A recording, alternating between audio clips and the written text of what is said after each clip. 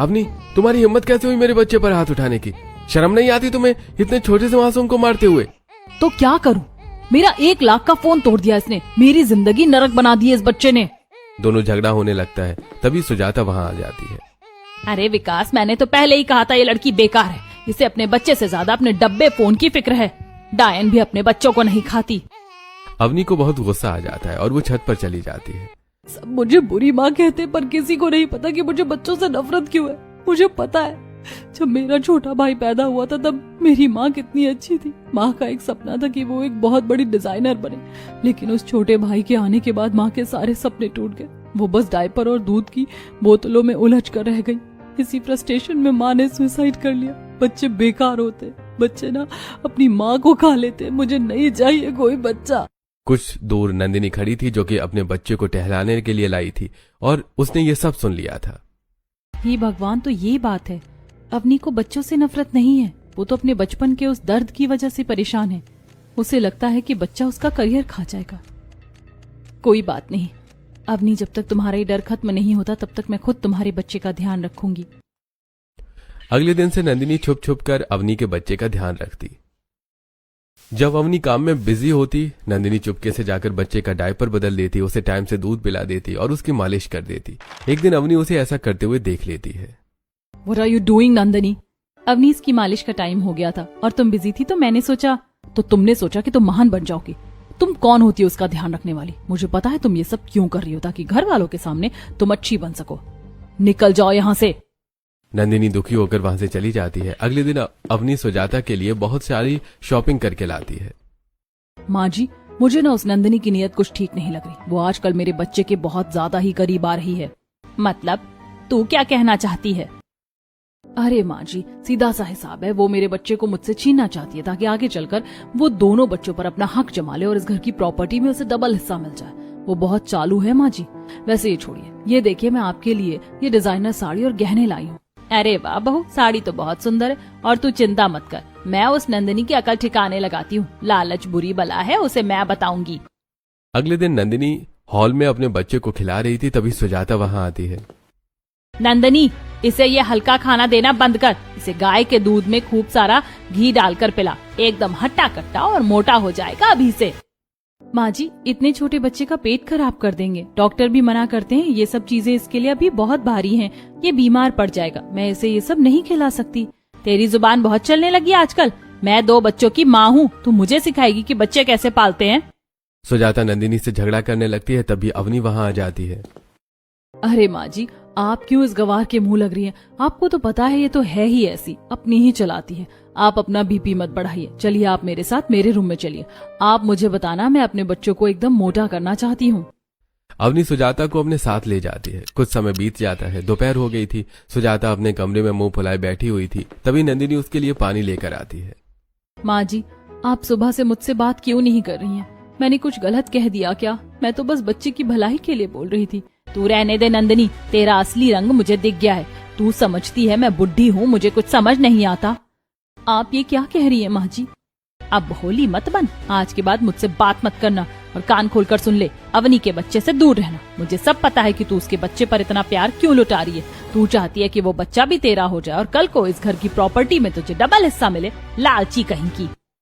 नंदिनी ये सब सुनकर बहुत ज्यादा दुखी हो जाती है और वहां से चली जाती है। शाम का समय हो जाता है। नंदिनी अपने कमरे में बैठी हुई थी। उसका बच्चा रो रहा था। मुझे पता है कि मेरा बाबू क्यों रो रहा है, क्योंकि जो बाबू ने कपड़े पहने उनकी सिलाई उसे चुभ रही है। लेकिन तुम फिक्र मत करो, अब तुम्हारी माँ तुम्हारे लिए अच्छे और मुलायम कपड़े सिलेगी। नंदिनी अपने बच्चों के लिए बहुत अच्छे अच्छे कपड़े सिलती है। मेरा राजा बेटा, अब कंफर्टेबल लग रहा है ना? ये बाजार के कपड़े तो बस दिखने में अच्छे होते हैं। तभी नंदिनी को याद आता है कि अवनी का बच्चा भी बाजार के कपड़ों में अनकंफर्टेबल होता है। नंदिनी तुरंत उसके लिए भी कपड़े सिलती है और चुपके से उसके कमरे में रखाती है। अवनी चाहे जो सोचे और माँ जी चाहे जितने ताने मारे, पर बच्चे तो भगवान का रूप होते हैं। इस बेचारे मासूम की क्या गलती है? अगले दिन घर में अवनी और उसके बच्चे के अलावा कोई नहीं था। अवनी हॉल में सोफे पर बैठकर हेडफोन लगाकर फोन में मूवी देख रही थी। उसका छोटा बच्चा फर्श पर घुटनों के बल खेलते खेलते सीधा किचन में चला जाता है। गैस पर मैगी बन रही थी, तभी अचानक गैस में आग लग जाती है और बच्चा जोर जोर से रोने लगता है। अरे वाह, मजा आ गया। सच में ये मूवी बहुत अच्छी है। किचन में आग लग गई थी। अवनी का बच्चा रो रहा था, लेकिन अवनी को कुछ सुनाई नहीं दे रहा था। तभी नंदिनी अपने बच्चे के साथ वहां आ जाती है। सुजाता और विकास भी उसके साथ थे। तीनों बाजार से लौटे थे। अरे बाप रे, ये कैसा धुआं है? घर में आग लग गई है क्या? किचन से धुआं आ रहा है।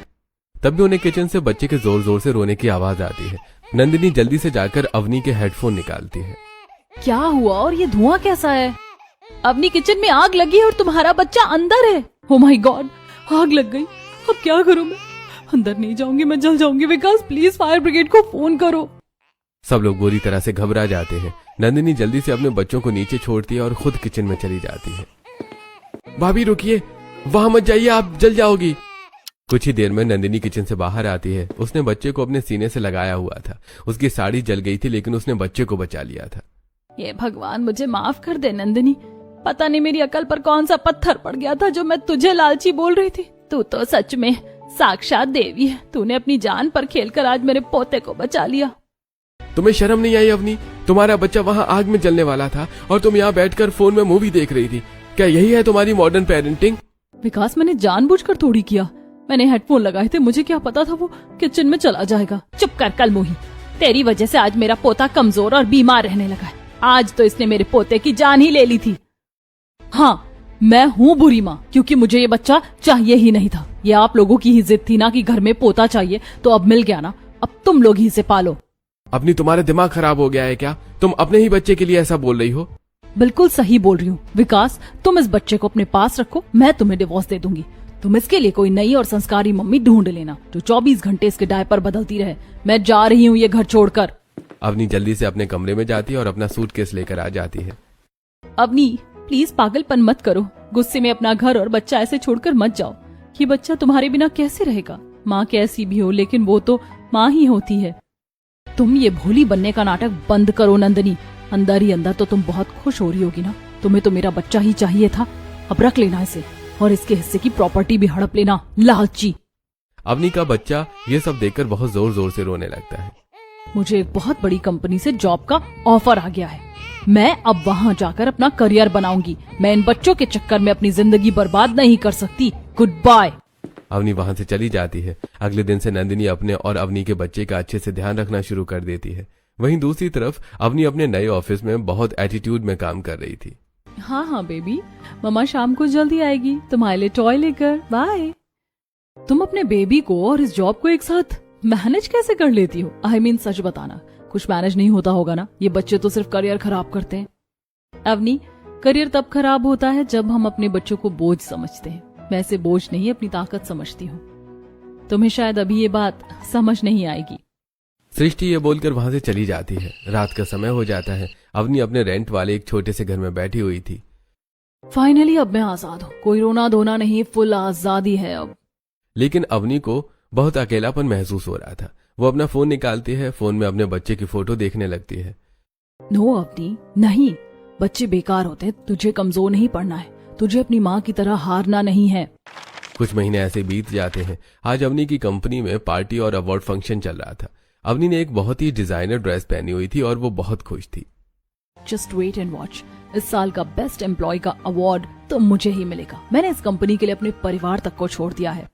और इस साल का best employ of the year award जाता है सृष्टि को।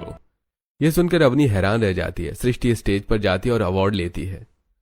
Thank you so much. लोग अक्सर कहते हैं कि अगर एक औरत बच्चा पैदा कर ले तो उसका करियर खत्म हो जाता है, पर मैं कहती हूँ कि हम औरतें चाहें तो सब कुछ कर सकती हैं। मेरा जो बच्चा है ना, वो मुझे बहुत अच्छे से समझता है और मैं उसे। आप लोगों को जानकर हैरानी होगी कि मुझे सुबह उठने के लिए अलार्म की भी जरूरत नहीं पड़ती। मेरा बेटा रोज सुबह 3 बजे उठकर रोने लगता है और जैसे ही मैं उठकर उसे अपने सीने से लगाती हूँ वो एकदम शांत होकर सो जाता है। फिर मैं 3 बजे से उठकर अपने ऑफिस का सारा काम फिनिश कर देती हूँ। मेरा बेटा तो मेरा सबसे बड़ा सपोर्टर है। वो मेरी मदद करता है। हाँ, ये सुनकर हैरानी होगी, लेकिन यही सच है। सृष्टि की बात सुनकर सभी लोग तालियां बजाते हैं। स्टेज के पीछे लगी बड़ी सी स्क्रीन पर सृष्टि और उसके छोटे से बेटे की बहुत सारी प्यारी प्यारी फोटोज और वीडियोस चलने लगती हैं। तभी सृष्टि का हस्बैंड अपने बच्चों के साथ वहां आता है।